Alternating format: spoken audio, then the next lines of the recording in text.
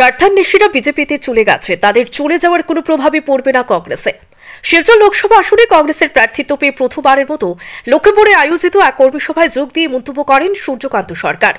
তিনি বলেছেন, লক্ষ্মীপুর দীনেশ প্রসাদ গোয়ালার পূর্ণভূমি।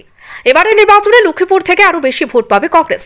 শিলচর আসনের বিজেপি প্রার্থী পরিমল শুক্লবৈদ্যের প্রতি তাঁর শ্রদ্ধাবোধ রয়েছে জানিয়ে সূর্যকান্তের মন্তব্য, পরিমলদার এখন বয়স হয়েছে, এবারে তার নতুনদের সুযোগ দেওয়া উচিত। এরপরে সূর্যের হুঙ্কার, স্বৈরাচারী সরকারের অপশাসনের বিরুদ্ধেই এবারের নির্বাচন। লক্ষ্মীপুর মানে আমাদের প্রয়াত শ্রদ্ধেয় নেতা দীনেশ প্রসাদ গোয়ালার একটা পূর্ণভূমি।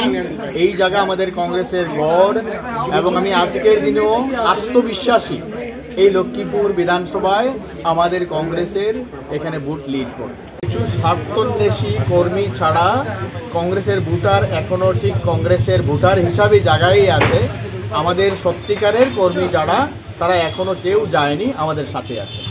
তো ওনাদের বাউতাবাজি কথা, সব কিছুতেই বাউতাবাজি, ইলেকশনে এমনকি ভোটের ব্যাপারেও বাউতাবাজি। কি পরিমল শুক্লবৈদ্য আমার অত্যন্ত শ্রদ্ধাভাজন একজন ব্যক্তি, কিন্তু রাজনৈতিকভাবে আমি দেখতে গেলে আমি তফসিলি সম্প্রদায়ের, উনিও তফসিলি সম্প্রদায়ের।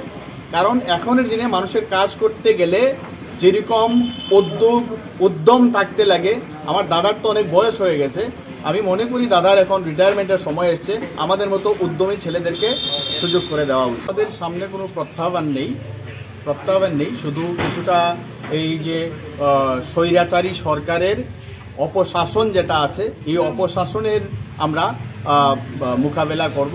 পরে সূর্যের মন্তব্যের রেশ ধরেই বিজেপিকে বাক্যবাণী বিধ্বস্ত করেন জেলা কংগ্রেস সভাপতি অভিজিৎ পাল।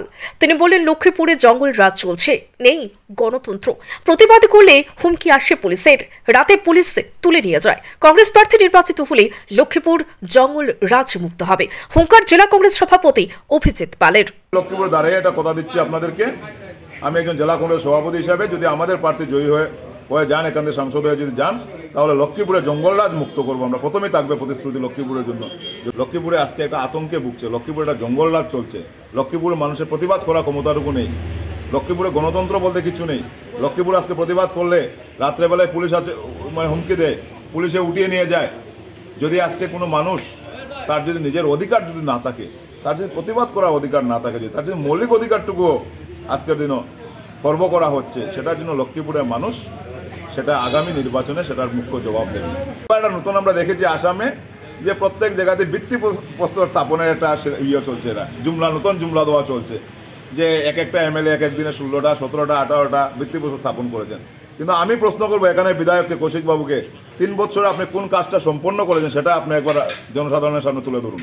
বিগত দিনে দেখিয়ে দিয়েছি, আমরা সবসময় লক্ষ্মীপুর থেকে প্রার্থী দিয়েছি, আমরা কিন্তু তাপাং থেকে হায়ার করে এনে এখানে প্রার্থী দেয়নি।